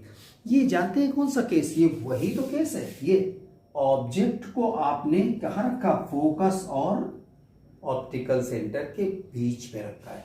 हमारा कहने का मतलब है कि अगर किसी मैग्नीफाइंग लेंस की फोकल लेंथ 30 सेंटीमीटर है और आप ऑब्जेक्ट को, मैंने कॉपी को आप 30 से ज़्यादा रखेंगे, ये सारे केसेस, डिस्टेंस फोकल लेंथ से दूर ऑब्जेक्ट रखा है, तो उल्टे इमेजेस बनेंगे, अक्षर उल्टे आएंगे, रूम में देखेंगे सब तरफ उल्टा दिखलाई देगा दूर रख के। लेकिन अगर आपने उसको यहाँ पर फोकल लेंथ धीरे धीरे करके वो दूरी कम करते जाइए, फोकल लेंथ के बराबर आएगी, तो इमेज क्या ब्लड हो जाएगा, दिखलाई ही नहीं देगा। क्यों? क्योंकि इन्फिनिटी पर इमेज पहुंच गया है। और पास लाएंगे, विद इन फोकस लाएंगे, फोकल लेंथ के अंदर उसको लाएंगे। 30 सेंटीमीटर का है, अगर आपने 25, 20 इस तरह फोकल लेंथ के अंदर रखा, तो आपको सीधा इमेज बनेगा, इरेक्ट यहाँ पर इमेज बनेगा। ये यहाँ पर देख रहे हैं वर्चुअल इमेज जो बन रहा है, लार्जर बनेगा साइज में मैग्नीफाइंग लेंस।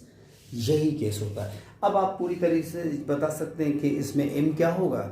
M, ये जब इमेजेस के बारे में पता होगा कि 2F पे रखते हैं उसी साइज का बनता है, 2F और F के बीच में रखता बड़ा बनने लग जाता है, वहां से M बढ़ने लग जाता है। M रेशियो क्या है, height of image to the height of object. तो इसके बाद के जो केसेस हैं उन सभी में इमेज बड़ा बनने लगता है, तो मैग्नीफाई होने लग जाएगा इमेज, तो मैग्निफिकेशन उसका बड़ा आने लगेगा। और ये आपको यहाँ पर बुक्स में चार्ट मिल जाएगा छोटा, लेकिन हम उसको रटाना नहीं चाहते, हम उसे समझाना चाहते हैं कि ऑब्जेक्ट को कहाँ पर रखते हैं, तो पोजीशन ऑफ इमेज क्या है, और उसके अकॉर्डिंग आप उसके बारे में डिटेल से बता सकते हैं कि इमेज कैसा होगा, रियल होगा, इमेजिनरी होगा, या फिर M कैसा होगा, उसकी वैल्यू कितना हो सकती है, ये आप आइडिया लगा सकते हैं। और क्वेश्चंस को लगाते समय भी इस बात का ध्यान रखेंगे, जैसे मैंने मिरर से बिल्कुल मिलता जुलता केस है, जैसे मैंने मिरर के केस बताए, तो उसी तरह से यहाँ भी आपको बता रहा हूँ कि ये ध्यान रखेंगे कि ऑब्जेक्ट डिस्टेंस फोकल लेंथ से कम है या ज़्यादा है।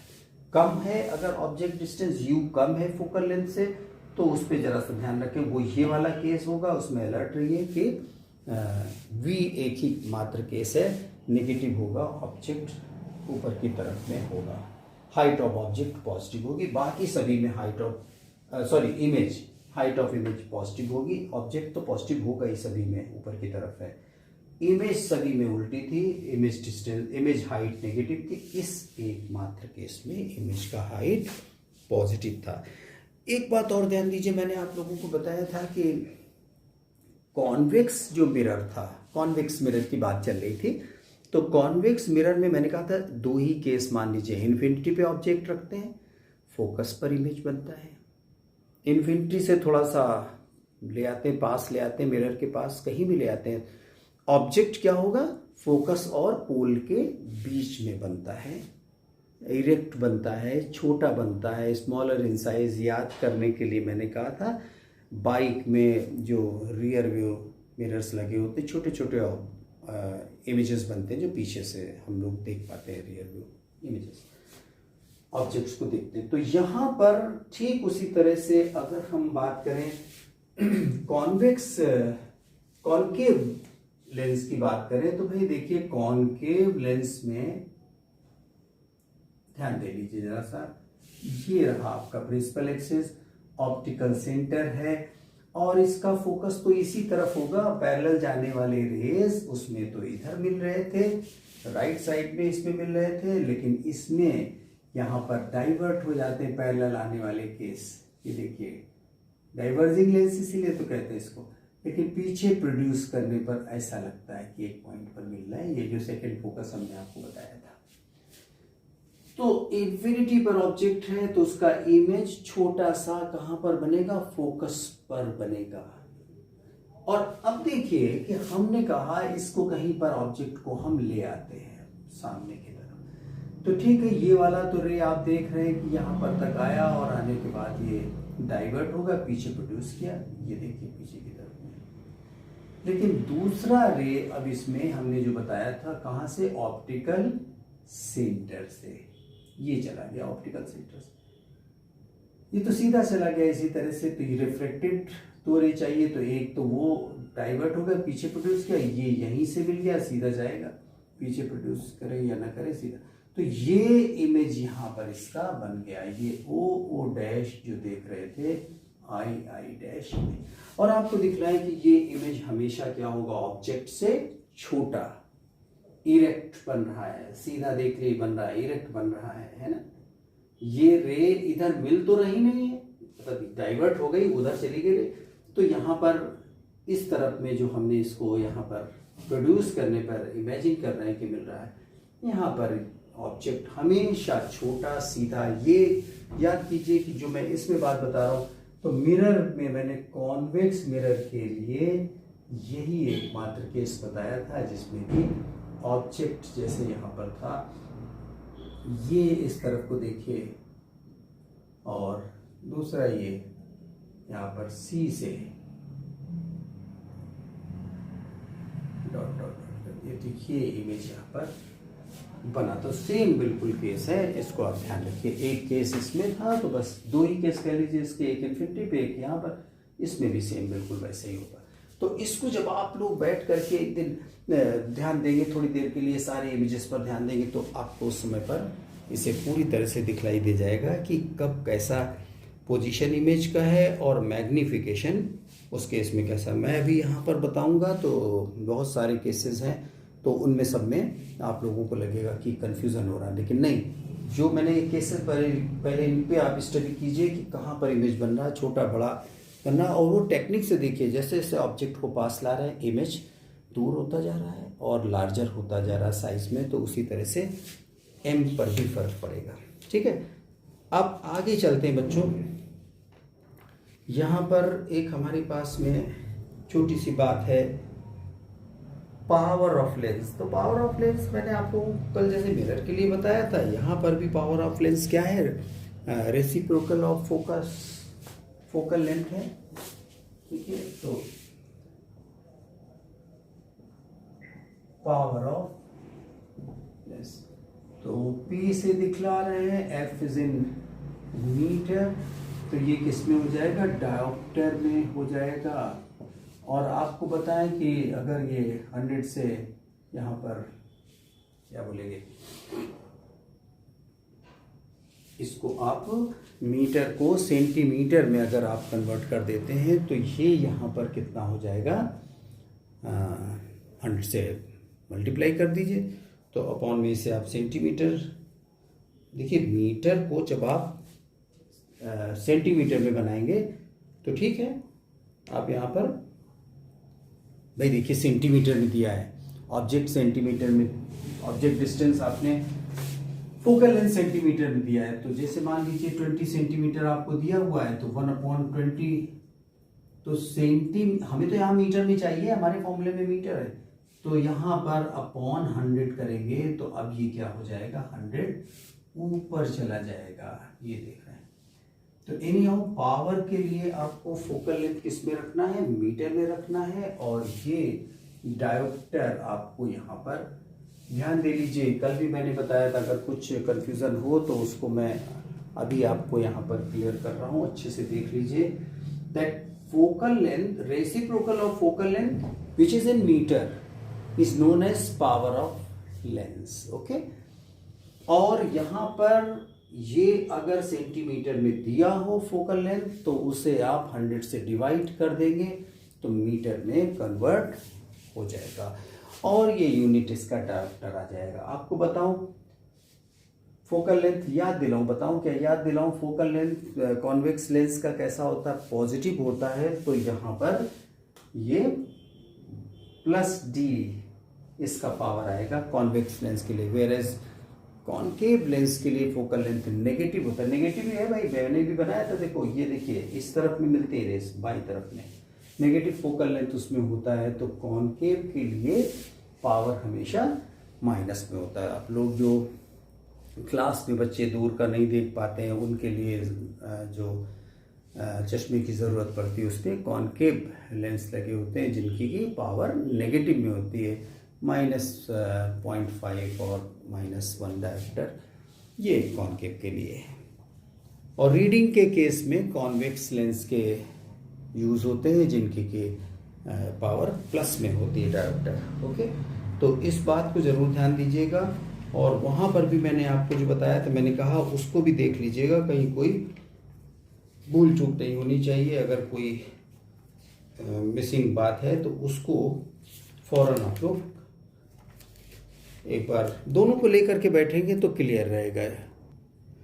तो ये बात क्लियर हो गई कि अभी आपने पावर ऑफ लेंस निकालते समय फोकल लेंथ जिसकी जैसी है नेगेटिव में है तो नेगेटिव रखेंगे तो नेगेटिव डायोप्टर में आएगा, पॉजिटिव है तो पॉजिटिव रखेंगे।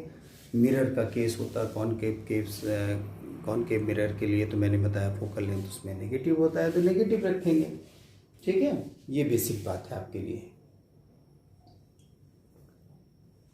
अभी बच्चों यहाँ पर आप लोगों को एक और बात आगे बताना चाह रहा हूँ, कॉम्बिनेशन ऑफ लेंसेस। तो कॉम्बिनेशन ऑफ लेंसेस के केस में याद रखिएगा, सपोज कीजिए कि 2 थिन लेंसेस कांटेक्ट में रखे हुए हैं। ओके, और यहाँ पर इनके लिए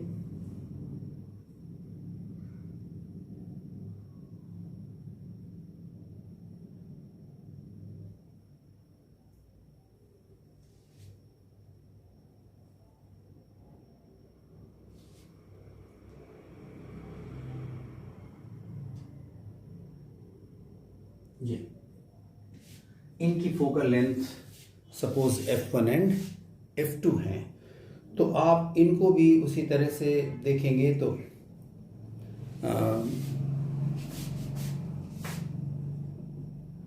पावर क्या दोनों लेंसेस के लिए P1 एंड P2, और इसको आप जानते हैं कि 1/f 1/f1 प्लस 1/f2।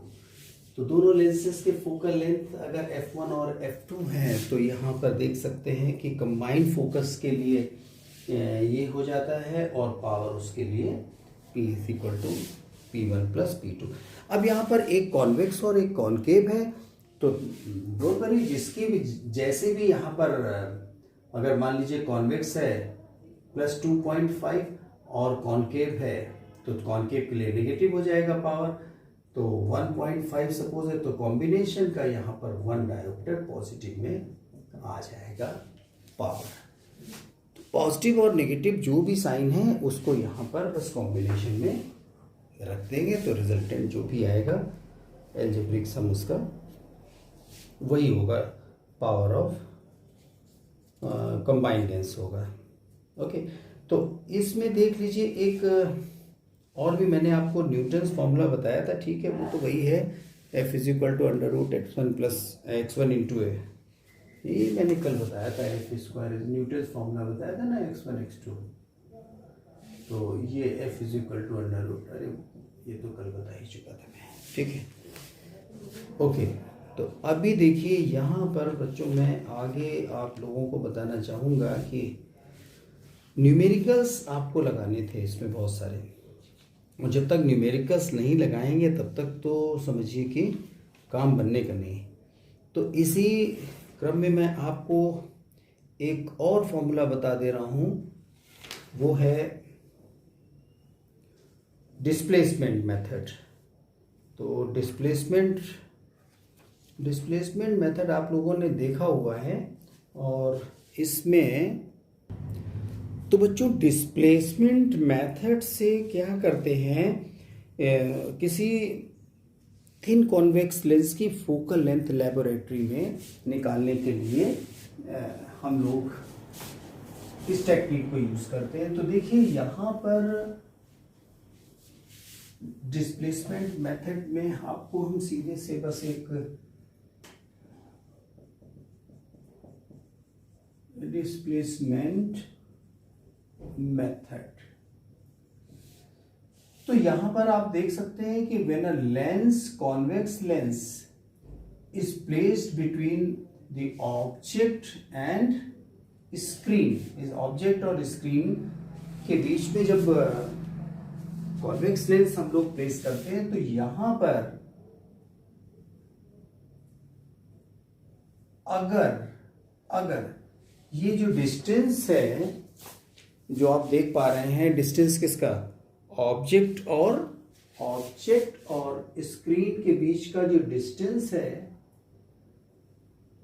अगर ये greater than 4 times, if d greater than और equal to 4 times focal length, इस केस के लिए देखिए यहां पर ये ग्रेटर देन निकाल लीजिए इतना, तो यहां पर 2 पोजीशन ऐसी होती हैं लेंस की जिस पर कि हमको स्क्रीन पर इमेज मिलता है ना। तो 2 पोजीशन आपको ऐसी मिलेंगी जिनमें कि आपको sharp image of the object screen पर मिलेगा, कुछ ऐसे। यहां पर जैसा हम नॉर्मल केस ले रहे हैं, उल्टा इमेज बन जाएगा स्क्रीन के ऊपर, उसी को हम यहां पर आपको बताना चाह रहे हैं। तो ये जो आपने यहां पर देखना है कि इसका इमेज, पहला केस क्या बनाइए, लार्ज इमेज आपका ये यहां पर बन जाएगा, देखिए यस। तो ये जो आप देख पा रहे हैं ये बस ये हम आपको सिंबॉलिक ही बना दे रहे हैं। तो जब ये फोकस से इस जगह पर जब ये जाएगा इमेज, ये देखिए, तो ये इमेज इसका यहां पर सपोज बन जाएगा,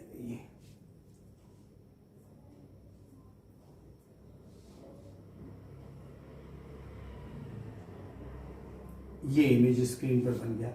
और दूसरी बार ये शार्प इमेज तब बनेगा जबकि लेंस को फिर आगे की तरफ में डिस्प्लेस करेंगे, नाम में ही डिस्प्लेसमेंट मेथड। तो ये यहां पर जब लेंस को फिर से आप एक पोजीशन ऐसी मिलेगी आपको, लेंस वापस जब आगे की तरफ को प्रोड्यूस करेंगे, तब तो ये रहा नहीं, तो ये इमेज यहां पर से इंसिडेंट रह गया और ये यहां पर फोकस हुआ, दूसरा यहां पर से ये देखिए आया इमेज बना, तो ये यहां पर इमेज बनी। तो पहली इमेज I1 लेंथ का था, दूसरा इमेज I2 लेंथ का था। आपको यहां पर सिर्फ इतना याद, ऑब्जेक्ट डिस्टेंस अगर O है तो O is equal to √I1 into I2, ये एक डेरिवेशन है जिससे कि आपको यहाँ पर ये एक रिलेशन मिल जाता है। तो अगर क्वेश्चन आता है कि दोनों ही डिस्प्लेसमेंट मेथड में दोनों बार में इमेज के जो हाइट्स I1 I2 दिए हैं, तो ऑब्जेक्ट का हाइट आप इससे निकाल सकते हैं, ठीक है। अब बच्चों इसमें एक और हमको बात बतानी है, थोड़ा सा जल्दी कर रहा हूँ, इसके लिए मैं माफ़ी चाहूँगा। मन में है कि ऐसा नहीं, बहुत आराम से धीरे धीरे ले करके चलते, लेकिन हमें सारी बातें आपको बतानी हैं। और मैं ये मान के चल रहा हूँ कि बेसिक थिंग्स को तुम लोग बहुत अच्छे से करोगे। कंपटीशंस हैं, तुम्हारा इंटर में ज़रूर परफॉर्मेंस अच्छा रहा होगा और उसके अकॉर्डिंग तुम बेसिक्स को अपना ध्यान में रखते हुए इन नई नई चीज़ों को ध्यान में रखोगे। एक तरह का आपको समरी जैसा जो दिया गया है इस समय एग्जामिनेशन के समय पे, उसकी हेल्प ले करके आपको इसे पूरा करना है, क्योंकि रे ऑप्टिक्स बहुत टाइम लेता है और इसे कम समय में हम लोग कर रहे हैं, तो आपकी हेल्प की मुझे ज़रूरत ज़रूर पड़ेगी। हम उसी के अकॉर्डिंग चल रहे हैं, इस बात के लिए ही सॉरी कह रहे हैं आपसे, है ना। नहीं तो डिटेल में इसको बहुत सारी बातें करने का मन है, और अगर वो होता तो कम से कम 6 to 10 टर्म्स इसको चाहिए थे रे ऑप्टिक्स को, बहुत अगर कम लेते तो भी। तो बच्चों एक टर्म है इसमें हमारे पास में क्रोमेटिक एबरेशन जिसको कहते हैं, क्रोमेटिक एबरेशन कहते हैं। होता क्या है हम आपको बता रहे हैं क्रोमेटिक एबरेशन। देखिए कि जब ये वाइट लाइट, देखिए वाइट लाइट किसी लेंस में से जब पास करता है तो एक्चुअली होता क्या है कि इमेज जो बनता है अलग अलग, देखिए सबसे ज़्यादा टर्निंग किस कलर की होगी, वॉयलेट कलर सबसे ज़्यादा टर्न कर जाता है ना, तो डेविएशन सबसे ज़्यादा वॉयलेट कलर का होता है, या ये कहें कि रिफ्रैक्टिव इंडेक्स उसका सबसे ज़्यादा। तो आप देखिए यहाँ पर क्या, क्रोमेटिक एबरेशन, क्रोमेटिक एबरेशन। अब ये क्रोमेटिक एबरेशन क्या होता है जरा से ध्यान दे लीजिए। लाइट रे पास थ्रू द, ये मार्जिनल रेस की बात कर रहा हूं, जरा से ध्यान दीजिए। मार्जिनल रेस जब ये होते हैं दूर के जो रेस, तो होता क्या है कि वॉयलेट कलर की टर्निंग हो जाती है, तो वॉयलेट तो पहले ही मिल गया, ये देखिए एफ एक तो फोकस ये, और दूसरा रेड वाला आगे जाकर के मिल रहा है, तो ये यहाँ पर। तो अभी आप देख पा रहे हैं कि जो डिफरेंट कलर है वाइट लाइट में, तो वाइट लाइट में तो सारे ही कलर है, लेकिन वो कलर अलग अलग जा करके यहाँ पर मिल पा रहे हैं। तो फोकल लेंथ आप देख रहे हैं कि दोनों ही कलर के लिए, ये वॉयलेट के लिए है और ये रेड के लिए है। तो यहाँ पर प्रिंसिपल एक्सिस में देख रहे हैं कि जो फोकसिंग हो रही है वो यहाँ पर अलग अलग हो पा रही है। तो अभी हम आपको बताना चाहेंगे कि ये जो डिफेक्ट हो रहा है, defect of image is called chromatic aberration. ये जो इमेज मिलेगा, फोकस अलग अलग कलर के लिए अलग हो रहा है, तो ब्लर्ड इमेज मिलेगा। This defect is known as chromatic aberration.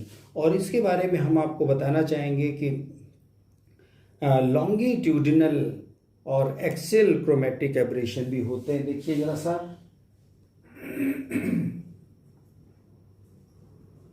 Longitudinal है ना, और एक्सियल क्रोमेटिक एबरेशन, एबरेशन। इसको जरा सा देख लीजिए, जो अभी हम बात आपको बता रहे थे बिल्कुल उसी तरीके की ये बात है। तो इसमें देखिए, तो बच्चों लॉन्गिट्यूडिनल और एक्सियल क्रोमेटिक एबरेशन जो आप देख पा रहे हैं यहाँ पर, इसमें हम आपको बताएंगे कि ये जो यहाँ पर वॉयलेट और रेड कलर के लिए ये जो फोकल लेंथ आप देख पा रहे थे, तो जाहिर सी बात है कि ये FR ये ज़्यादा है, और वॉयलेट के लिए देखिए ये यहाँ पर मिल रहा था FV था, तो FV यहाँ पर।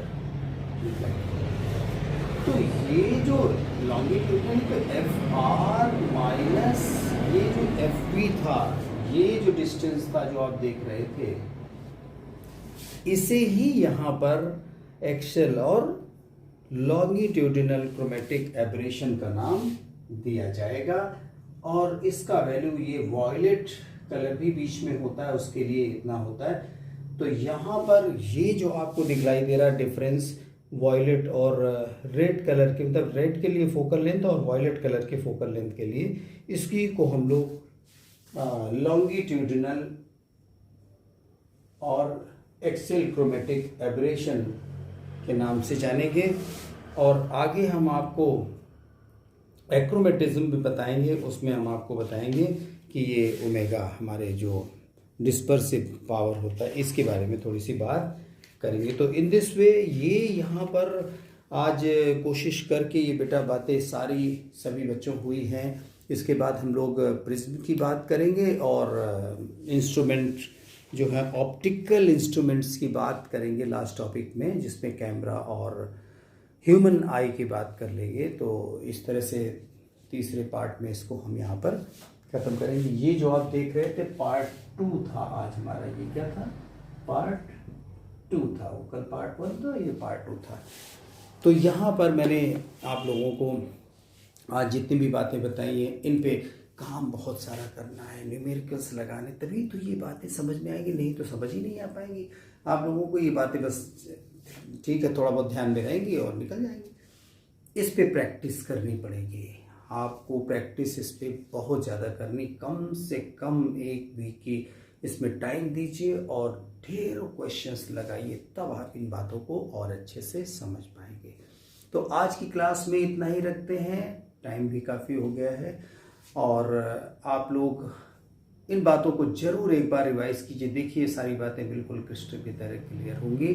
आगे हम लोग मिलेंगे तो आप लोगों को ऑप्टिकल इंस्ट्रूमेंट्स के बारे में बताएंगे और बातें करेंगे। होप कि आप लोगों को बातें हमारी समझ में आई होंगी। वीडियो को पॉज करके देखिएगा, बार बार सुनिएगा, कोई डाउट है तो ज़रूर पूछिएगा। ओके बच्चों, नेक्स्ट क्लास के लिए आप लोगों से विदा लेता हूँ। थैंक यू वेरी मच, आपने बहुत टाइम दिया और इतना धैर्य से हमारी बातें सुनी। Okay, see you next time.